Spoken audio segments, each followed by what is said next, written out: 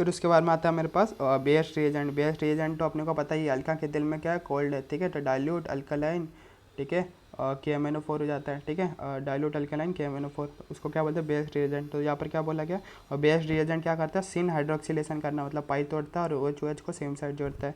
तो 2 मोल दिया कि तो दोनों मोल जोड़ के पाई तोड़ के OH को सेम साइड जोड़ दो। और अपने को एक चीज़ पता है कि एक कार्बन पे दो OH मेरे पास क्या होता है, अनस्टेबल होते हैं। एक कार्बन पे 2 OH मेरे पास अनस्टेबल होता है, तो क्या कर दो, पानी निकाल दो। तो यहाँ से OH हटा दो और यहाँ से क्या हटा दो, H निकाल दो। यहाँ से OH हटा दो और यहाँ से क्या निकाल दो, H हटा दो। तो खाली O बच गया, या फिर ये मेरे पास क्या बन गया, एनहाइड्राइड बन गया। तो 2 मोल बेस रिएजेंट अगर डालोगे एल्काइन के ऊपर तो क्या बन जाएगा, एनहाइड्राइड का फॉर्मेशन मेरे पास हो जाएगा। और एक कार्बन के बाद 2 OH क्या होता है, अनस्टेबल होता है। ये अलग कंसेप्ट भी याद रखना, ठीक है। तो अनस्टेबल होता है तो पानी निकाल देगा, इसलिए मेरे पास क्या हो जाएगा, मेरे पास एनहाइड्राइड बन जाएगा। तो बेस रिएजेंट भी अपने को क्या हो गया, अपन पीछे पढ़ के ही आया कि अल्का के दिल में क्या है, कोल्ड है, डाइल्यूट अल्कलाइन KMnO4, ठीक है। फिर इसके बाद में आता है मेरे पास ओजोनोलाइसिस, ठीक है। अब ओजोनोलाइसिस के अंदर ठीक है, रिडक्टिव ओजोनोलाइसिस होता है और मेरे पास ऑक्सीडेटिव ओजोनोलाइसिस होता है। और रिडक्टिव और ऑक्सीडेटिव ओजोनोलाइसिस के अंदर दोनों के अंदर जो रिएजेंट है, जो अल्किन्स में था और यहाँ पर जो अल्काइंस के अंदर है, दोनों का रिएजेंट दोनों का ना सेम है, लेकिन जो DM है, डायरेक्ट मेथड जिससे आंसर निकलता है, वो थोड़ा बहुत डिफर करता है, ठीक है। रिएजेंट रिडक्टिव का ना क्या था, O3 था, O3 और CCl4 तो दोनों के अंदर कॉमन था, ठीक है। यहाँ पर भी O3 CCl4 होगा, यहाँ पर भी O3 CCl4 हो जाएगा। और यहाँ पर क्या हो जाएगा मेरे पास, ठीक है, मैस में जंक फूड को क्या करो, रिड्यूस करो, तो Me2S हो जाएगा और मेरे पास Zn हो जाएगा, ठीक है। Zn हो जाएगा और यहाँ पर मेरे पास क्या हो जाएगा, H2O2 हो जाएगा परऑक्साइड, या फिर मेरे पास क्या वाटर हो जाएगा, ठीक है। तो ये मेरे पास रिएजेंट भी अपने को याद होना चाहिए। तो रिएजेंट तो अपने को याद है ही है, खाली अपने को क्या देखना है, DM देखना है कि अल्काइन के अंदर जो ओजोनलाइसिस अल्कीन से कैसे अलग हो जाता है, ठीक है। तो सबसे पहले देखते हैं रिडक्टिव ओजोनलाइसिस। रिडक्टिव ओजोनलाइसिस का क्या करना रहता है, पाई तोड़ो और O डोंट गो। अल्कीन के अंदर क्या करते थे अपन, रिडक्टिव के अंदर O गो कर देते थे, लेकिन यहाँ पर अल्काइन के अंदर अपने को क्या करना है, O डोंट गो करना। तो ये डिफरेंट हो गया, ठीक है। तो अपने को ऐसे कंपेयर करते चलना, तभी अपने को केमिस्ट्री याद रहेगा। ऑर्गेनिक केमिस्ट्री को जितने बार बार रिवाइज करो तभी याद होता है, ठीक है। तो रिडक्टिव के अंदर क्या होता है, O डोंट गो अल्काइन के अंदर, अल्किन के अंदर क्या आता है, O गो, ठीक है। और फिर इसके बाद में आता है मेरे पास ऑक्सीडेटिव ओजोनलाइसिस। ऑक्सीडेटिव ओजोनलाइसिस के अंदर यहाँ पर मेरे पास क्या होता है, O डोंट गो, और फिर उसके बाद में अपने को सिन हाइड्रोक्सिलेशन करना है। तो पहले एक पाई तोड़ो और O डोंट गो हो जाएगा मेरे पास, और मेरे पास सिन हाइड्रोक्सिलेशन हो जाएगा, ठीक है, उसको तोड़ के। तो मेरे पास 2 क्या बन जाएगा, RCWH। और वहाँ पर मेरे पास क्या होता था, O गो होता था और CS बॉन्ड के बीच में ऑक्सीजन डाल देते थे, कहाँ पर, अल्कीन के अंदर। यहाँ पर क्या है, O डोंट गो और सिन हाइड्रोक्सिलेशन कर लेते हैं बेस रिएजेंट के जैसे दूसरे स्टेप के अंदर।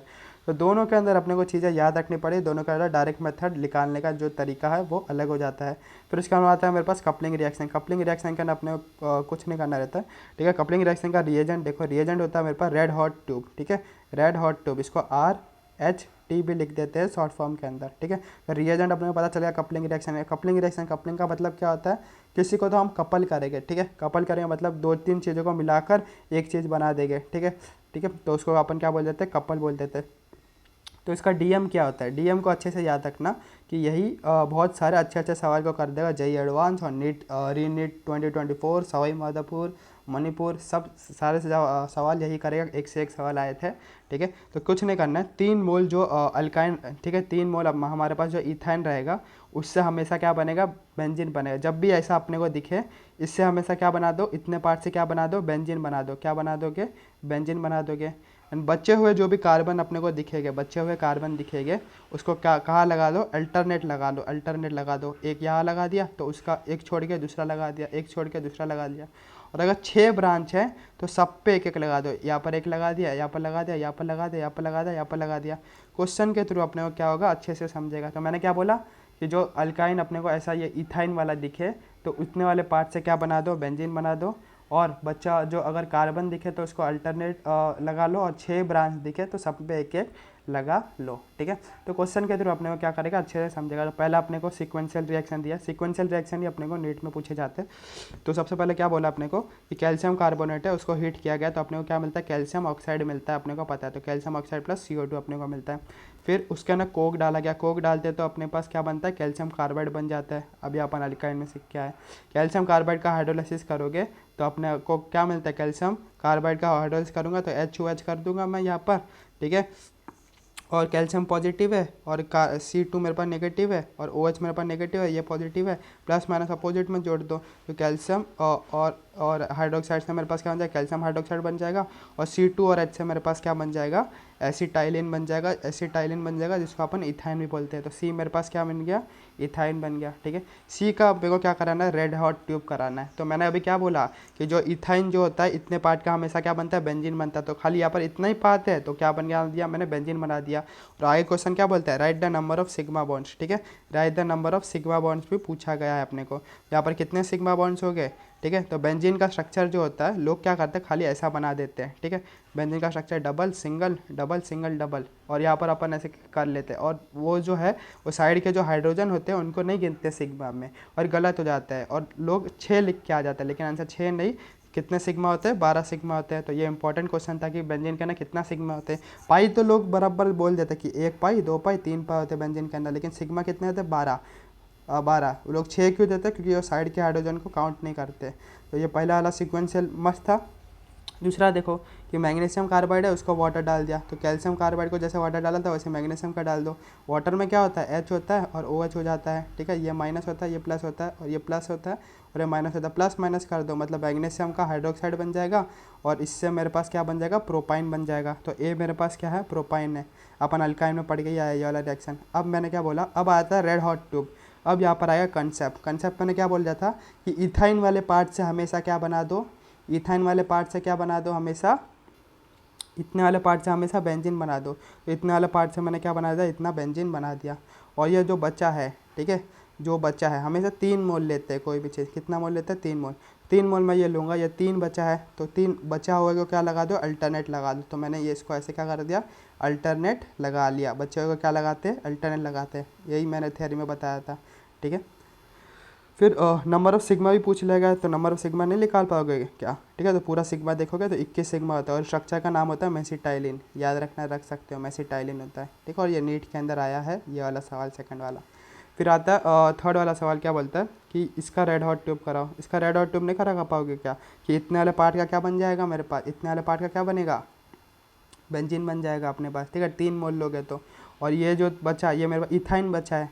ठीक है, इथाइन बचा तो उसको कहाँ पर लगा लोगे, अल्टरनेट नहीं लगा लोगे, इथाइल ग्रुप को अल्टरनेट लगा लोगे। ठीक है, 3 मोल था तो। फिर लास्ट वाला क्वेश्चन देखो, ये वाला ही आया है सवाई माधोपुर 2024 का ना, बहुत इंपॉर्टेंट क्वेश्चन है। इतने वाला पार्ट का क्या बनाओगे, बेंजीन बनाओगे। अब ये देखो यहाँ पर भी बचा है और यहाँ पर भी बचा। पिछले वाले सवाल में खाली एक ही साइड दे रहे थे सारी चीज़, ठीक है, दूसरे साइड कुछ नहीं था, लेकिन ये वाले साइड में क्या हो रहा है, दोनों साइड दे रहे। तो सबसे पहले अपने को क्या करना रहता है, 3 मोल लेना रहता है। ठीक है, तो ये 3 मोल और इससे क्या बन जाएगा, बेंजीन बन जाएगा। तो इसका मैंने क्या कर दिया, बेंजीन बना दिया। अब ये 3 मोल ये है और 3 मोल ये भी है। 3 मोल कितना होगा, 6 मोल हो गया। मैंने लिखा था कि देखो, मैंने क्या लिखा था कि अगर इससे क्या बना दो, बेंजीन बना दो और बचे हुए को क्या लगा दो, अल्टरनेट कर लगा दो। अगर 3 मोल है तो अल्टरनेट लगा लो। अगर 6 ब्रांच है तो सब पे एक एक दे दो। यहाँ पर मेरे पास 6 होगा कि नहीं, 3 इधर और 3 इधर, 3 6 है, 6 है तो सब पे एक एक दे दो। 6 है तो सब पे क्या दे दो, एक एक दे दो। तो बस यही कंसेप्ट मेरे को सिखाना था कि कुछ नहीं करना है, कि जो इथाइन वाला पार्ट होता है उससे हमेशा 3 मोल से ठीक है कपलिंग से क्या बनेगा, हमारे पास बेंजीन बनेगा। और ठीक है, और अगर 3 मोल है तो सबको क्या कर दो, अल्टरनेट लगा लो। और अगर 6 ब्रांच है तो सब पे एक एक दे दो। ठीक है, अच्छा वाला कंसेप्ट था ये वाला। फिर उसके बाद में आता है मेरे पास टेस्ट ऑफ टर्मिनल अल्काइन। ठीक है, टर्मिनल अल्काइन किसको बोलते हैं, ठीक है, जिस अल्काइन के एंड में क्या होता है, एक एसिडिक हाइड्रोजन दिखता है अपने को, उसको ही बोलते हैं अपन टर्मिनल अल्काइन। ठीक है, यहाँ पर भी एक हाइड्रोजन होगा तो उसको क्या बोलते हैं अपन, टर्मिनल अल्काइन। तो टर्मिनल अल्काइन का टेस्ट यानी इसको अपने को डिफ्रेंशिएट करना है। किससे डिफ्रेंशिएट करोगे, बाकी अल्काइन से, मतलब सादे अल्काइन से। फॉर एग्जाम्पल सादे अल्काइन किसको बोल देगा अपन, फॉर एग्जाम्पल ये RC ट्रिपल बॉन्ड C और ये R, ये इसके पास कोई भी टर्मिनल हाइड्रोजन है क्या, नहीं है, तो ये सादा अल्काइन है। अब इस अल्काइन को इससे मैं कैसे डिफ्रेंशिएट करूँगा, कैसे पता चलेगा कि एक मेरे पास सोल्यूशन है, सोल्यूशन का मैं बहुत सारे अल्काइन डाल देता हूँ, उसमें से मुझे पता करना है कि टर्मिनल अल्काइन कौन सा है और सादा वाला अल्काइन कौन सा है। तो कुछ तो मेथड होना चाहिए ना। तो उस मेथड में क्या होता है, कोई भी टेस्ट को डिफ्रेंशिएट करने के लिए क्या करते हैं हम लोग, टेस्ट क्यों लेते हैं, क्योंकि कुछ बच्चे पास हो जाएंगे, कुछ फेल हो जाएंगे, जो वो पास हो जाएंगे वो फेल वालों से डिफ्रेंशिएट हो जाएगी। वही हम टेस्ट करेंगे, जो टेस्ट देगा वो टर्मिनल अल्काइन हो जाएगा, और जो टेस्ट नहीं देगा वो फेल हो जाएगा, उनको हम लोग क्या कर देंगे, बाहर फेंक देंगे। ठीक है, और जो बचा है वो कि मेरे पास क्या बन जाएगा, टर्मिनल अल्काइन बन जाएगा। टर्मिनल अल्काइन के दो टेस्ट होते हैं। कौन से टेस्ट होते हैं मेरे पास, दो टेस्ट, एक होता है सिल्वर नाइट्रेट टेस्ट और दूसरा होता है cuprous chloride test. Silver nitrate test का मेरे पास क्या होता है, रिएजेंट होता है जिसको बोलते हैं अमोनिकल सिल्वर नाइट्रेट। अमोनिया मतलब NH4OH हो गया, और सिल्वर नाइट्रेट AgNO3, और इसी का ही नाम होता है टॉलेंस रिएजेंट। क्या होता है, टॉलेंस रिएजेंट। तो ये टेस्ट देगा, ठीक है। तो टर्मिनल अल्काइन ये वाला टेस्ट देगा, और सादा वाला अल्काइन ये वाला टेस्ट नहीं देगा। तो टॉलेंस रिएजेंट क्या करता है, टर्मिनल अल्काइन के पास एसिडिक हाइड्रोजन होगा, तो वो तो ये सिल्वर क्या आएगा, सिल्वर आके एसिडिक हाइड्रोजन हटा देगा, खुद यहाँ पर बैठ जाएगा और वाइट पीपीटी देगा। ठीक है, सिल्वर नाइट्रेट टेस्ट है इसलिए वाइट पीपीटी, वाइट यानी चमकने वाला, चमकीला वाइट पीपीटी अपने को देगा, चांदी जैसा चमकेगा। ठीक है, इसलिए बोलते हैं इसको सिल्वर नाइट्रेट टेस्ट। ठीक है, तो टर्मिनल अल्काइन ये वाला टेस्ट दे देगा, क्यों, क्योंकि उसके पास एक हाइड्रोजन है। ठीक है, और सिल्वर जो है यहाँ पर आके उसको हटा सकता है, लेकिन सादा वाला अल्काइन नहीं दे पाएगा क्योंकि सादे वाले के पास हाइड्रोजन होता ही नहीं और सिल्वर उसको नहीं हटा पाता है, और इसी तरह से हम डिफ्रेंशिएट कर सकते हैं।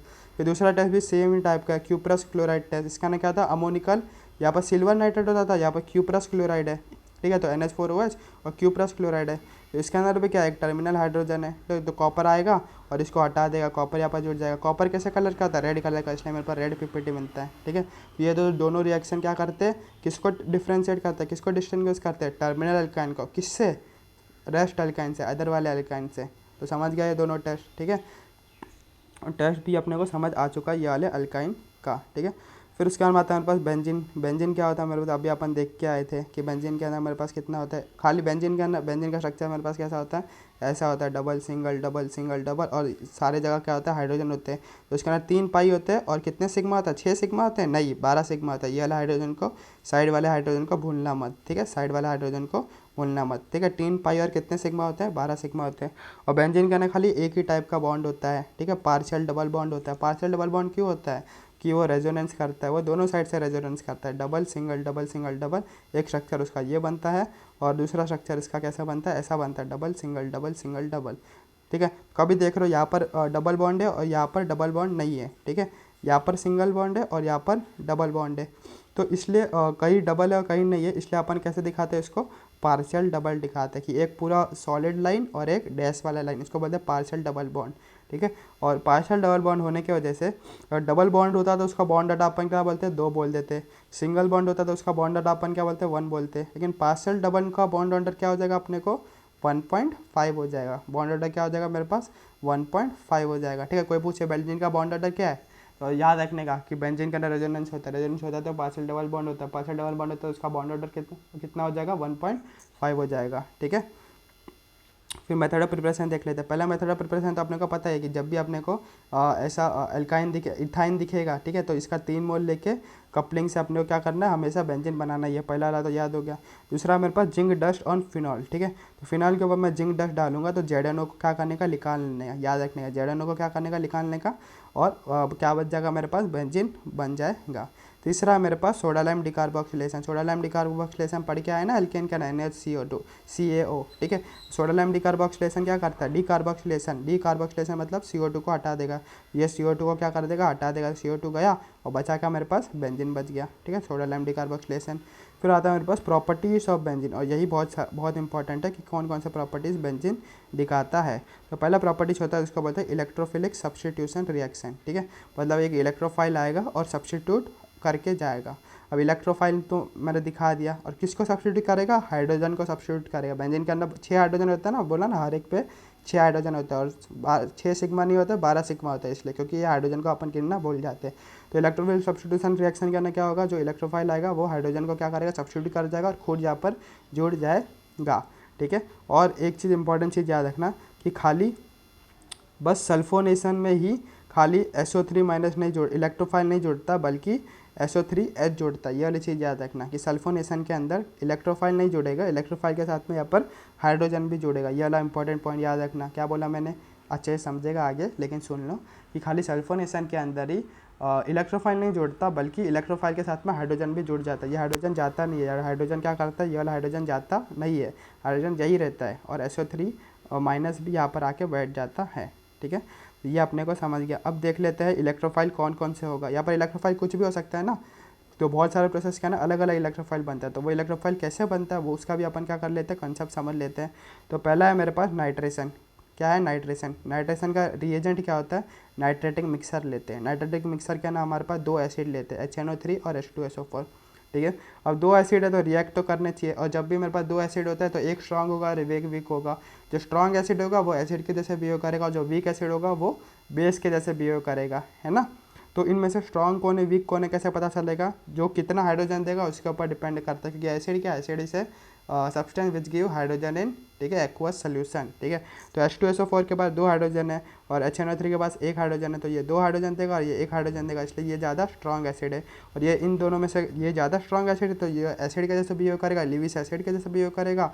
और ये कंपेरेटिवली लेस एसिडिक है, इसलिए ये क्या करेगा, बेस के जैसे बिहेव करेगा इस रिएक्शन के अंदर। तो ये लिविस बेस के जैसे बिहेव करेगा। लिविस एसिड क्या होता है, जो अपना H+ एसिड क्या होता है, H+ दे देगा, और लिविस बेस क्या होता है, जो लोन पर अपना देगा। ठीक है, तो ये दोनों तो रिएक्शन में ही है। तो H2SO4 क्या देगा, अपना H+ दे रहा है, और जो HNO3 को अपन ऐसा लिख सकते हैं ना, HO और NO2 ऐसा लिख सकते हैं। तो HNO2 जो है मेरा लिविस बेस होने के कारण लोन पैर देगा, तो अपना लोन पैर किसको देगा, H2SO4 के H+ ने जो दिया है उसको अपना लोन पैर दे देगा। अपना अगर लोन पैर दे देगा तो NO2 बाहर निकल जाएगा और NO2+ मेरे पास इलेक्ट्रोफाइल बन जाएगा। तो यही बहुत अच्छा कंसेप्ट था कि इलेक्ट्रोफाइल नाइट्रेशन से बनता है, कि जो नाइट्रेटिक मिक्सर अपन लेते हैं उसके अंदर दोनों एसिड है, तो जो ज़्यादा स्ट्रॉन्ग एसिड रहेगा वो एसिड जैसा बिहेव करेगा, वो अपना H+ देगा, और जो बेस रहेगा, जो कंपेरेटिवली लेस एसिडिक रहेगा वो बेस जैसा बिहेव करेगा, और वो अपना क्या रहेगा, लोन पैर देगा। लोन पैर देने के बाद में अपने को इलेक्ट्रोफाइल मिल जाता है जिसका नाम होता है NO2+। ठीक है, तो नाइट्रेशन समझ आ चुका है। ठीक है, बहुत कंसेप्चुअल है केमिस्ट्री। तो दूसरा आता है मेरे पास हेलोजिनेशन रिएक्शन। हेलोजिनेशन रिएक्शन के अंदर मेरे पास रिएजेंट क्या होता है, हेलोजिनेशन है तो हेलोजन तो रिएजेंट के अंदर होगा ही ऑब्वियसली, प्लस कुछ हम कैटलिस्ट भी यूज़ करते हैं। कैटलिस्ट क्यों यूज़ करते हैं, कैटलिस्ट का हमेशा दो काम होता है। कितना काम होता है, दो काम होता है। एक तो पोलैरिटी क्रिएट करना, ठीक है, इलेक्ट्रोनेगेटिविटी डिफरेंस क्रिएट करना, और दूसरा स्पेस प्रोवाइड करना, अपने d ऑर्बिटल का स्पेस प्रोवाइड करना। ठीक है, रिएक्शन के लिए, रिएक्शन होने के लिए कुछ जगह भी चाहिए रहेगी, एक स्टेज भी चाहिए रहेगा जहाँ पर होगा। इसलिए कैटलिस्ट दो चीज़ में काम आता है, एक तो पोलैरिटी क्रिएट करना और दूसरा d ऑर्बिटल का स्पेस क्रिएट करना। तो वही दोनों चीज़ कैसे क्रिएट करता है ध्यान से देख लें। तो पहले ये जो मेरे पास क्या है कैटलिस्ट है, ये क्या करेगा, X2 था उसके अंदर क्या करेगा, पोलैरिटी क्रिएट करेगा, तो एक के ऊपर माइनस आ जाएगा और एक के ऊपर मेरे पास क्या आ जाएगा, प्लस हो जाएगा। और दूसरा क्या था, अपना स्पेस प्रोवाइड करता है, तो स्पेस पोलैरिटी आ गई तो ये टूटने लगेगी, तो जो एक X- था वो क्या करेगा, d ऑर्बिटल, इसके d ऑर्बिटल में जाके घुस जाएगा, स्पेस के, इसके स्पेस में घुस जाएगा। तो हमारे पास इलेक्ट्रोफाइल क्या बच गया, X+ मेरे पास इलेक्ट्रोफाइल बच गया, और जो X- था इनके साथ में जुड़ गया, इनके d ऑर्बिटल में घुस गया, तो मेरे पास Al(X4- बच गया।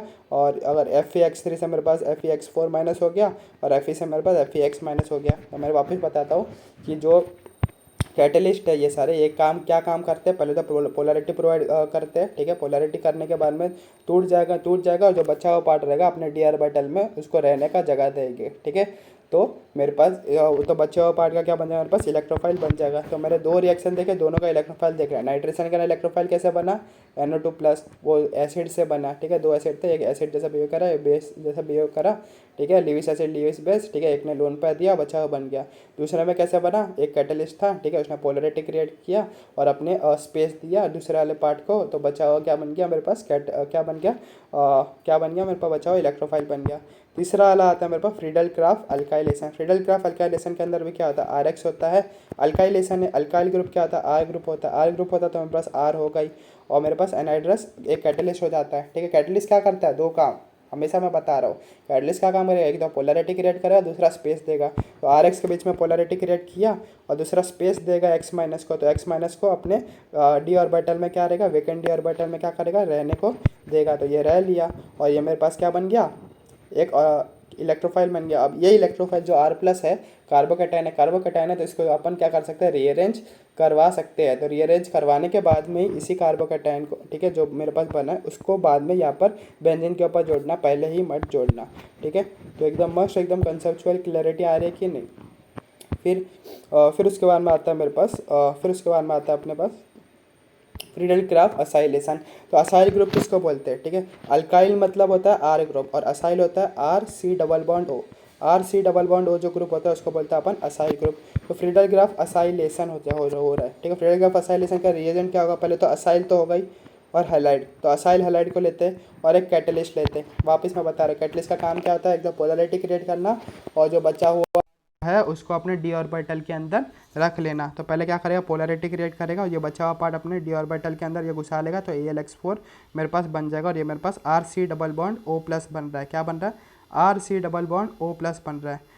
और यहाँ पर रीअरेंज नहीं कराना है, मैंने क्या बोला था पीछे यहाँ पर रीअरेंज कराना है R प्लस के अंदर, लेकिन यहाँ पर रीअरेंज नहीं कराना है। और यहाँ पर रीअरेंज क्यों नहीं कराना है उसका भी कुछ रीज़न होगा। उसका रीज़न होता है बैक बॉन्डिंग, क्योंकि कार्बोकैटायन के अंदर बैक बॉन्डिंग ही सबसे ज़्यादा स्टेबल माना जाता है, उससे स्टेबल कुछ बनता ही नहीं है। तो रीअरेंज कैसे करोगे।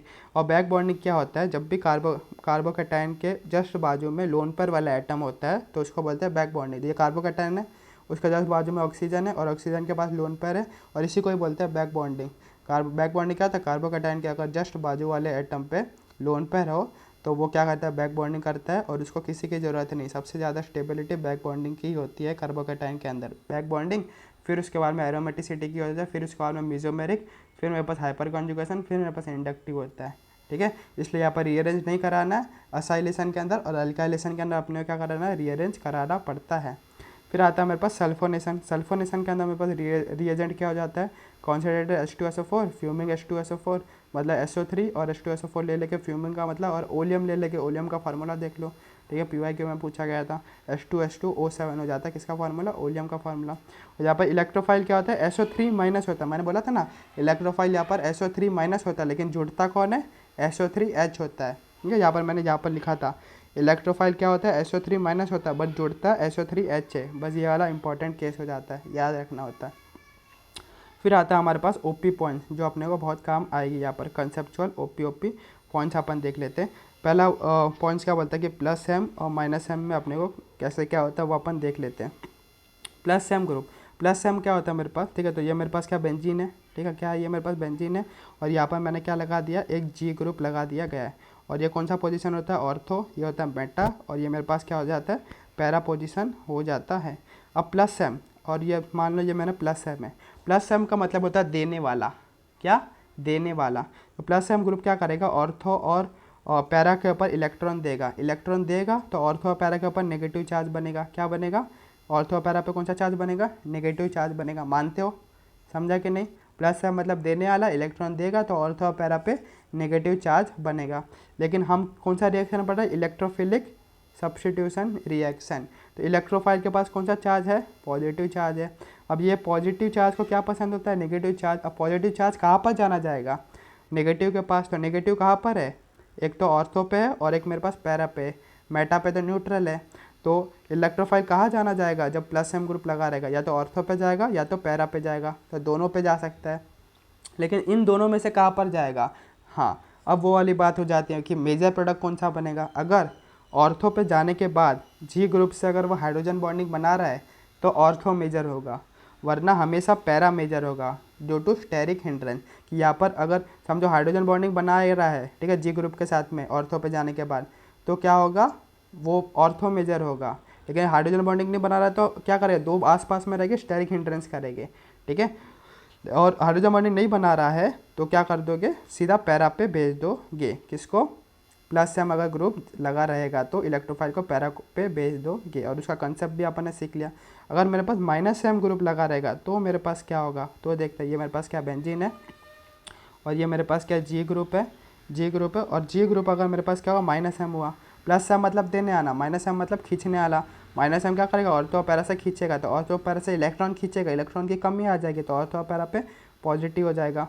अब इलेक्ट्रोफाइल आएगा, इलेक्ट्रोफाइल पे क्या पॉजिटिव है, पॉजिटिव को क्या पसंद है, नेगेटिव पसंद है। इलेक्ट्रोफाइल देखेगा ऑर्थो पे तो पॉजिटिव है और पैरा पे भी पॉजिटिव है, लेकिन मुझे तो नेगेटिव चाहिए, तो ऑर्थो पैरा पे तो जाएगा नहीं। वो देखेगा मेटा पे तो न्यूट्रल है लेकिन उसको तो नेगेटिव चाहिए, लेकिन ऑर्थो पैरा पे जा नहीं पाएगा, पॉजिटिव पॉजिटिव रिपेल करेगा, इसलिए उसको मजबूरी में मेटा पे जाने पड़ेगा, जबकि वहाँ पर नेगेटिव नहीं है, न्यूट्रल है, ठीक है। लेकिन उसको मजबूरी में कहाँ पर जाना पड़ेगा, मेटा पे जाना रहेगा। कब, जब वो माइनस एम ग्रुप रहेगा। इसलिए जब भी प्लस एम ग्रुप लगा रहता है तो ऑर्थो पैरा वाले बनते हैं मेरे पास। और ऑर्थो मेजर कब होगा, जब हाइड्रोजन बॉन्डिंग बना रहा रहेगा, वरना हमेशा पैरा मेजर होगा due to steric hindrance.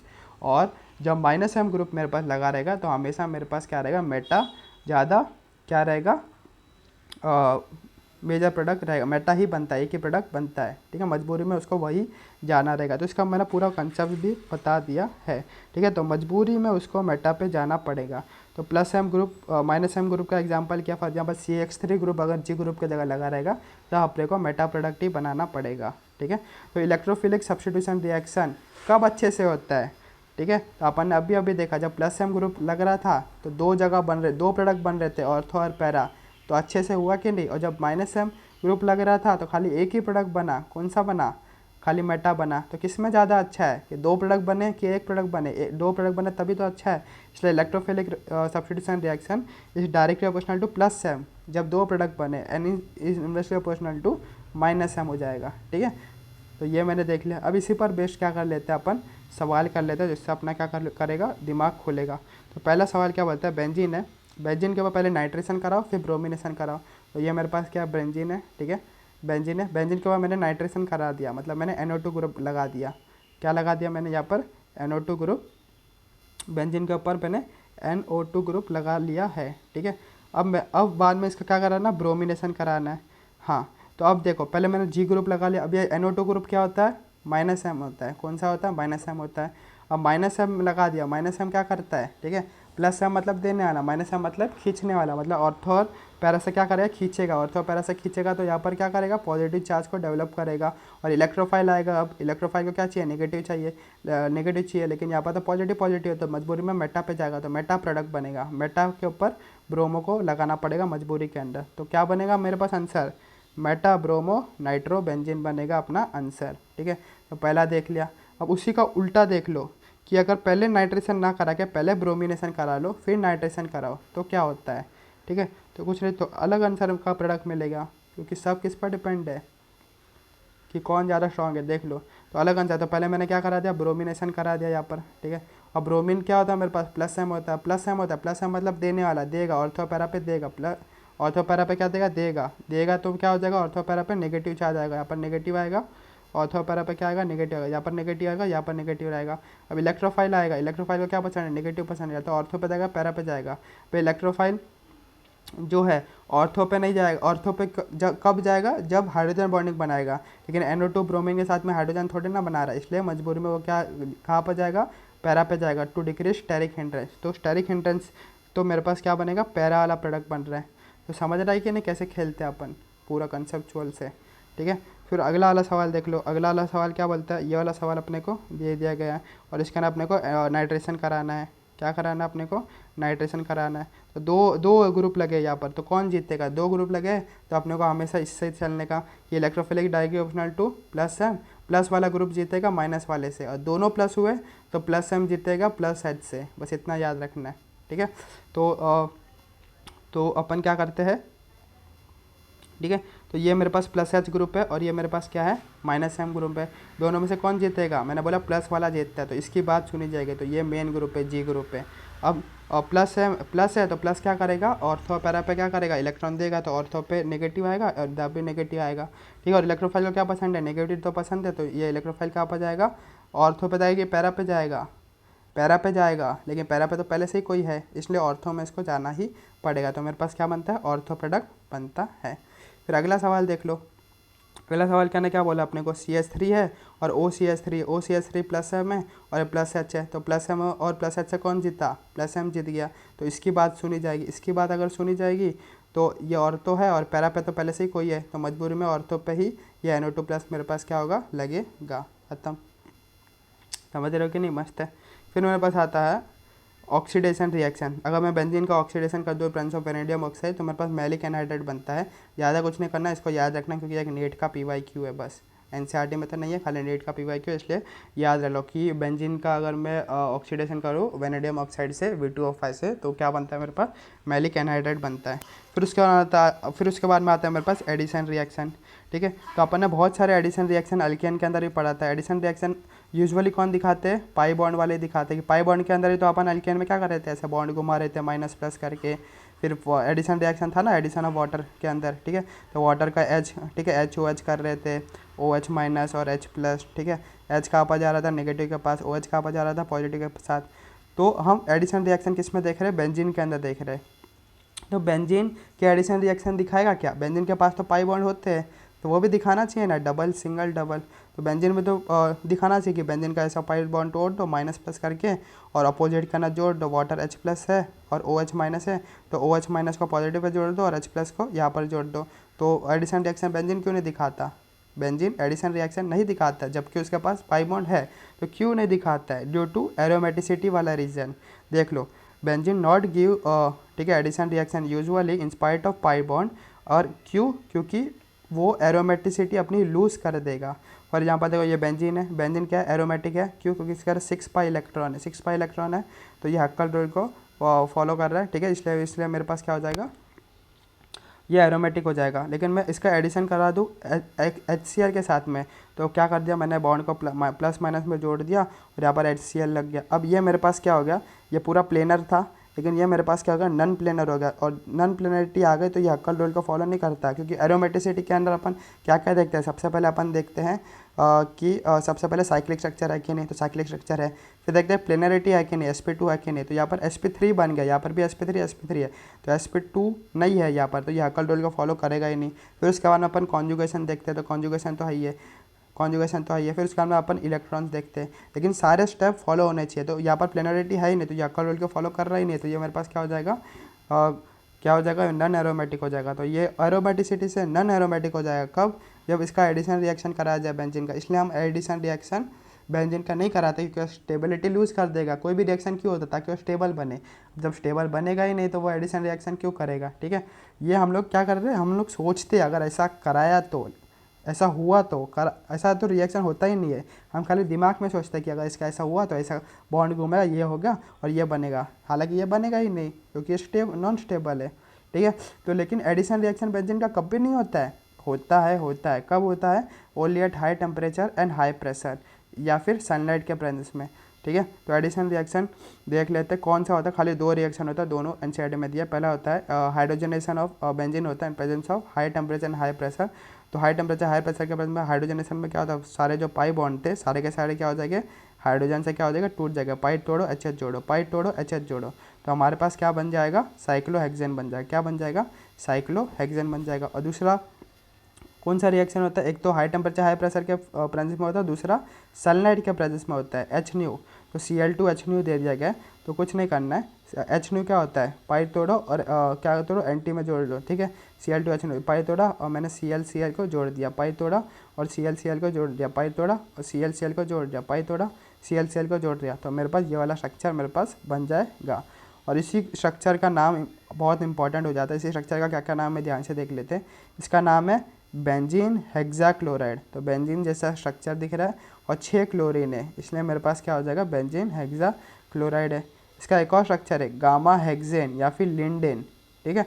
Gamma hexane या फिर लिंडेन भी इसको बोलते हैं नाम, या फिर इसको गामा 666 भी बोलते हैं। क्या बोलते हैं, गामा 666 क्यों बोलते हैं, क्योंकि इसका मॉलिक्यूलर फार्मूला ऐसा होता है C6H6 और Cl6, तो 6 है इसके बाद, इसको गामा 666 भी बोलते हैं। और ये गुड इंसेक्टिसाइड है, कीटनाशक अच्छा है, ठीक है। तो इसलिए इसको अपन किसान लोग भी यूज़ कर लेते हैं। तो ये वाला चैप्टर अपन ने अच्छे से कर लिया था, एल्केन एल्कीन एल्काइन, ठीक है, बेंजीन पूरा अच्छे से कर लिया है।